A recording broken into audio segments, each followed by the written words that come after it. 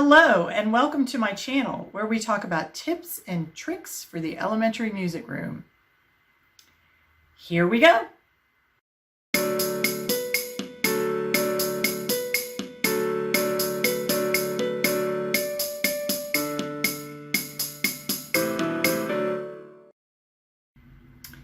So I am curious if there's anybody else out there like me that has a weakness in music.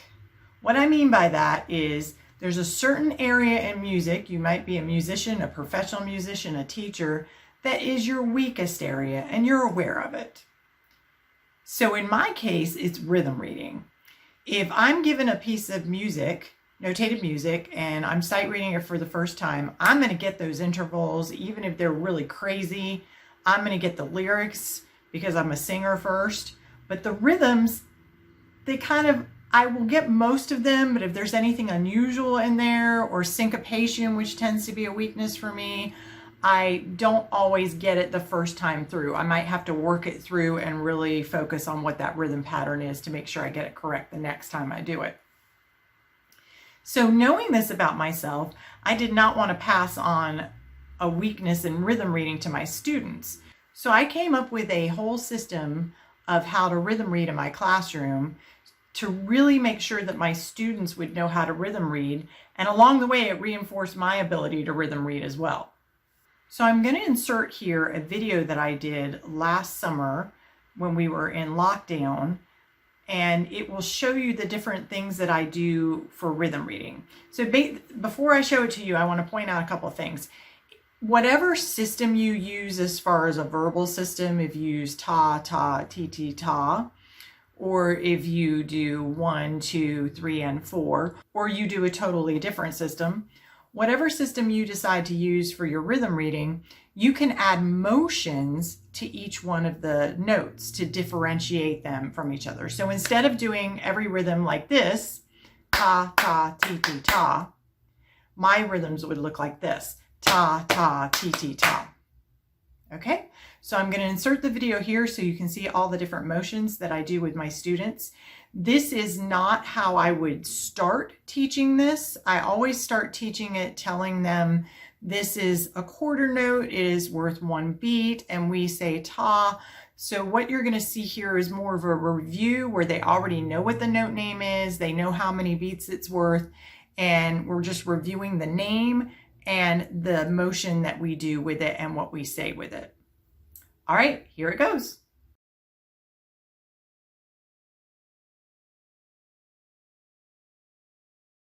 Yeah. Everybody, this is a quarter note. We say ta. This is a quarter rest. We say sa. Whisper, sa. This is a half note. We say ta. These are eighth notes. We say ti ti. This is a dotted half. Ta o ah. This is a whole note. Tu oo oo oo. This is a dotted quarter. We say tie. This is a single eighth. We say ti.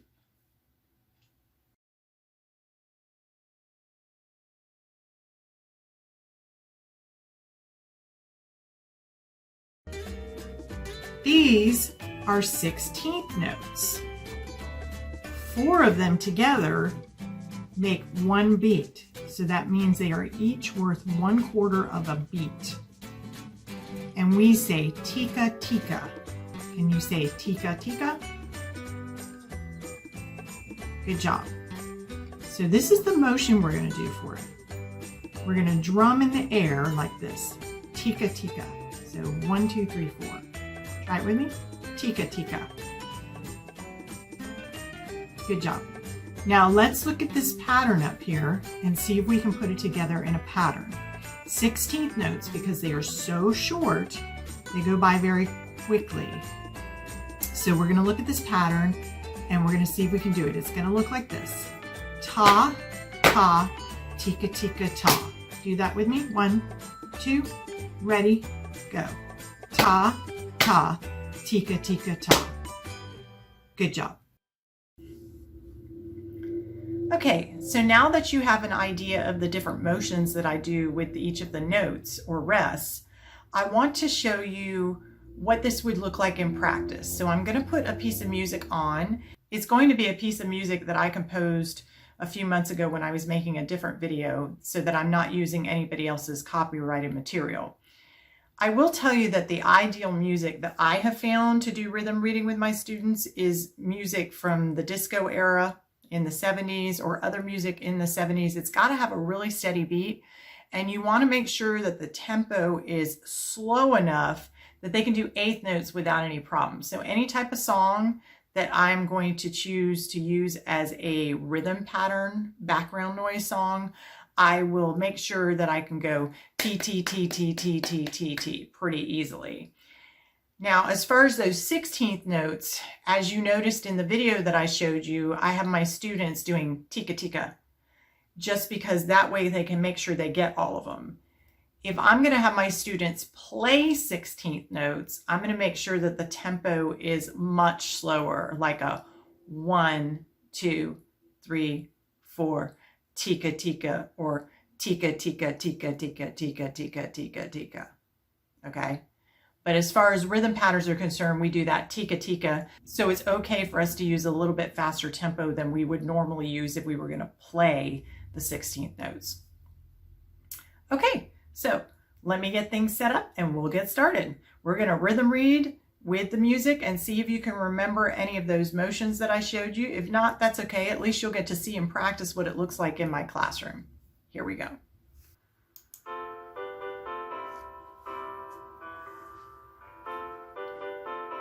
Ta, ta, sa, sa.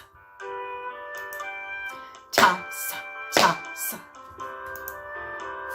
Ta, ta, cho. Cho, sa, sa. Ti, ti, ta, ti, ti, ta. Ti, ti, sa, ti, ti, sa. Cho, o, a, sa. Ti, ti, cho, o, a. Cho, o, a, sa. Tu, u. Ta, ti, ti. Tai, tai, ta. Tai, ti, cho. Ta, ta, tika, tika, ta. I'll do it again. Ta, ta, tika, tika, ta. Cho, tika, tika, ta. I'm going to do that one again. Cho, tika, tika, ta. So I hope that you noticed that I took a 4-beat break in between each one of those. So full measure break. So I start this practice of having a whole measure rest in between each pattern in kindergarten. In kindergarten, I do not do any background music. And in the beginning of first grade, I don't do any background music. After about the first month of first grade, I will add some background music to it. But if I notice that it is not helping the students to keep that steady beat and get those rhythms going, then I will take the music away. So it's kind of a trial and error in first grade, but from second grade on up, whenever we rhythm read, we have music playing in the background. And we always take that measure rest in between each pattern. So in kindergarten, I will say it like this. I will say ta, ta, ta, ta, with the notated pattern in front of us. And then I will take that card. So the things that I showed you up here on the screen, I actually have printed them out and laminated them, and I have them in cards that I will use in my classroom. I will take that card away, and as I'm taking it away, I will say, turn the page and do it again. So let me show you what I mean by that. So this is what it would look like with kindergarten with not having music behind it. I'm only going to do a few of these because my kindergartners wouldn't know all of these notes, and this is just a very pared down version of the amount of rhythm cards that I have in my classroom. So it would start like this. I would say 1, 2, ready, let's go. Ta, ta, sa, sa. Turn the page and do it again. Ta, sa, ta, sa. Turn the page and do it again, and we would continue on that way. So the tempo is a little bit slower than what we were doing earlier. And if I notice that a lot of my students aren't getting this, let's say this particular one that we're looking at right here, if they're having trouble getting that correctly, I will say, do this one again with me. Ta, sa, ta, sa. So even my directions, I'm saying in rhythm. Okay, so I'm saying in rhythm all the time. Turn the page and do it again, or do this one again with me, and so on and so forth. So that way this whole rhythm reading activity is all rhythmic, and you've got a pause in between, and the reason for the pause is to get them to refocus and get ready for the next one. So since I start that process in kindergarten with putting a measure in between each, by the time I get to 4th grade and I do what we did earlier with the music playing in the background and all those different patterns going on, I don't even have to say, turn the page and do it again. They know that there's going to be that missing measure that we are not going to play on, that we're taking a break.